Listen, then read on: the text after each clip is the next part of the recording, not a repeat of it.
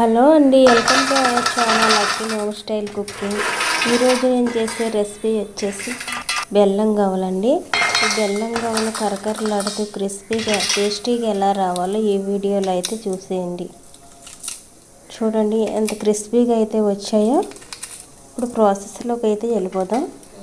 ముందుగా ఒక mixing bowl అయితే తీసుకోండి. 2 కప్పులు మైదా పిండి అయితే వేస్తున్నానండి. 1 కప్పు మైదా పిండి, 1 కప్పు గోధుమ పిండి కూడా వేసుకోవచ్చు. నేనైతే 2 కప్పులు మైదా పిండి వేస్తున్నాను. అదే కప్పుతో 1/2 కప్పు బొంబాయి రవ్వ అయితే వేస్తున్నాను. నేను తీసుకున్న క్వాంటిటీ అయితే ఒక 1/2 కేజీ అయితే ఉంటుందండి, 2 కప్పులు కలిసి. అదే కప్పుతో బెల్లం కూడా తీసుకోవాలి. పాకం పట్టేటప్పుడు అయితే తీసుకుందామండి. అది చిటికెడంత సాల్ట్ అయితే వేసుకుంటున్నాను. ఇప్పుడు వేడివేడి ఆయిల్ కానీ నెయ్యి కానీ పోసుకోవాలండి. డాల్డా అయినా పోసుకోవచ్చు. 3-4 స్పూన్లు అయితే పోసుకోవాలి. వేడిగా ఉంటుంది కదండి, నేనైతే ఆయిల్ అయితే పోసాను. వేడిగా ఉంటుంది కాబట్టి స్పూన్తో అయితే కలుపుతున్నాను. సరిపోకపోతే మళ్ళీ అయితే వేసుకోవాలి. ఇప్పుడు మరి కొద్దిగా పోస్తున్నాను. ఇలా స్పూన్తో కలిపిన తర్వాత చేత్తో అయితే కలుపుకుందాం.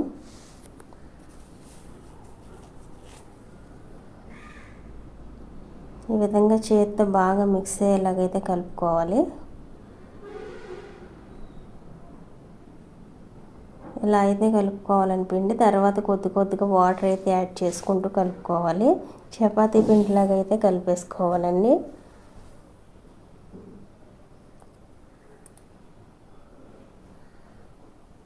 ఈ విధంగా కొద్దిగా వాటర్ అయితే యాడ్ చేసుకోవాలి. ఇలా అయితే కలుపుకోవాలి పిండి.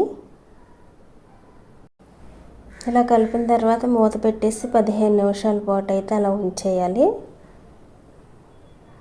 15 నిమిషాల తర్వాత పిండి ఈ విధంగా అయితే ఉందండి. మళ్ళీ ఒకసారి అయితే కలిపేసుకోవాలి బాగా.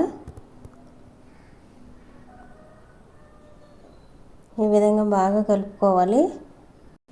అప్పుడే గవ్వలు క్రిస్పీగా అనేవి వస్తాయండి. మనం పిండి కలుపుకునే దాన్ని బట్టే ఉంటుంది గవ్వలు అనేవి క్రిస్పీగా రావడం. ఇప్పుడైతే చిన్న బాల్స్ కింద అయితే చేసేసుకుందాం. ఈ విధంగా చిన్న బాల్స్ కింద అయితే చేసుకోవాలి.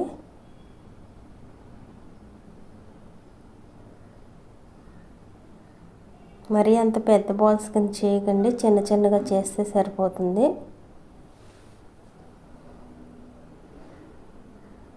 ఇలా అయితే పిండి అంతా చేసేసుకోవాలి. చూడండి మొత్తం చేసేసాను. ఇప్పుడు గవ్వల బల్ల ఉంటుందండి, గవ్వల చెక్క. ఈ విధంగా ఇప్పుడు ఆ గవ్వల చెక్కతో అయితే ఈ విధంగా అయితే చేసేసుకుంటాము.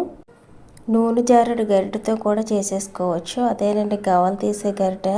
దువ్వెన మీద కూడా చేయొచ్చండి. కొత్త దువ్వెన అయితే తీసుకుని చేసుకోవచ్చు. లేకపోతే మన దగ్గర ఇంట్లో వాడుతూ ఉంటాం కదా, దువ్వెన శుభ్రంగా క్లీన్ చేసేసుకుని చేసుకోవచ్చు. ఇవి చేసుకునే లోపు అయితే డీప్ ఫ్రై సరిపడా ఆయిల్ అయితే పెట్టేద్దాం, కాగుతుంది. అది కాగే లోపల అయితే చేసేస్తానండి. ఇప్పుడైతే వేసేస్తున్నాను. స్టవ్ని మీడియం ఫ్లేమ్లో అయితే పెట్టేయండి. ఈ విధంగా ఆయిల్ సరిపడా గవ్వలు అయితే వేసేసుకుందాం. మిగిలిన నెక్స్ట్ ఆయిల్ అయితే వేసుకుందామండి. మనం తీసుకున్న పిండి అయితే 2 ఆయిల్ అయితే అవుతాయండి. ఇప్పుడైతే ఆపేస్తున్నాను, సరిపోతాయి ఆయిల్కి.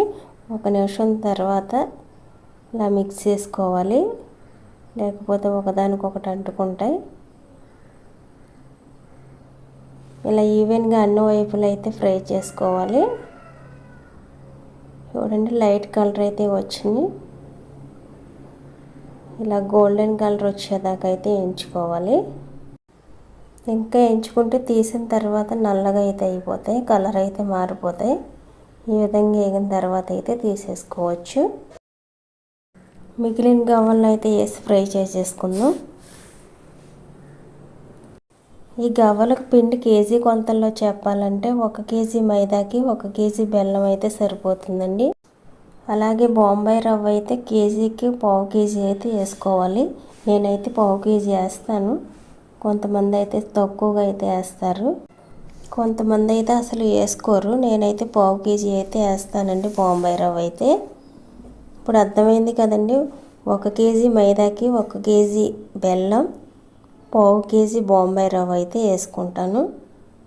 నాకైతే క్రిస్పీగా అయితే వస్తాయి ఈ విధంగా. ఇప్పుడు రెండో వాయి అయితే ఫ్రై చేసేస్తున్నాను.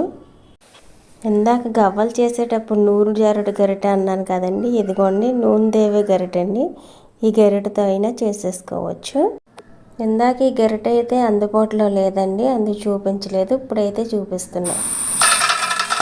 చూడండి అలా క్రిస్పీగా అయితే వచ్చాయి. ఇప్పుడు మనం నలిపితే నలిగేలాగా అయితే వస్తాయని చూడండి. చూడండి అలా నలుగుతున్నాయా. ఇప్పుడైతే పాకం పట్టేసుకుందామండి. ఒక ఎడల్పాటి గిన్నె అయితే పెట్టుకోవాలి. ఇప్పుడు నేను ఈ కప్పుతో 2 కప్పులు పిండి అయితే తీసుకున్నాను కదా, ఆ 2 కప్పులు పావు కేజీ పిండి అయితే అవుతుంది. అదే కప్పుతో బెల్లం అయితే 1 కప్పు తీసుకున్నాను. బెల్లం కూడా పావు కేజీ అయితే ఉంటుంది. కొద్దిగా వాటర్ అయితే పోసుకోవాలి.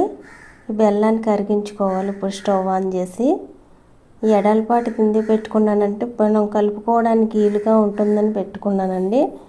గవ్వలు వేసుకుని కలుపుకోవడానికి వీలుగా అయితే ఉంటుంది. ఇప్పుడు కడిగిన తర్వాత ఇందులో ఏమైనా డస్ట్ పార్టికల్ ఉంటే వడకట్టుకోండి. అయితే వడకట్టు పెట్టాను మళ్ళీ. ఇప్పుడు పాకం వచ్చేలా అయితే చూసుకోవాలి. తీగ పాకం అయితే రావాలండి. చూపిస్తాను. పాకం అయితే రాలేదండి, అందుకే చూపించలేదు.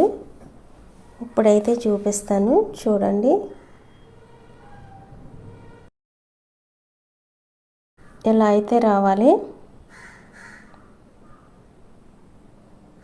ఇప్పుడు స్టవ్ ఆపేద్దాం. ఆపేసి గవ్వలు అయితే వేసేసుకోవాలి. ఈ విధంగా మిక్స్ చేసేసుకోవాలి. పాకం గవ్వలన్నిటికీ పట్టేలాగా. పావు గంట తర్వాత అయితే గవ్వలు ఆరతాయండి. అప్పుడైతే ఒక్కొక్కటిగా తీసేసుకోవచ్చు. ఇలా మొత్తం పట్టేలా అయితే మిక్స్ చేసేసుకుని పక్కన పెట్టుకుందాం. పావు గంట తర్వాత ఈ విధంగా అయితే ఆరిని.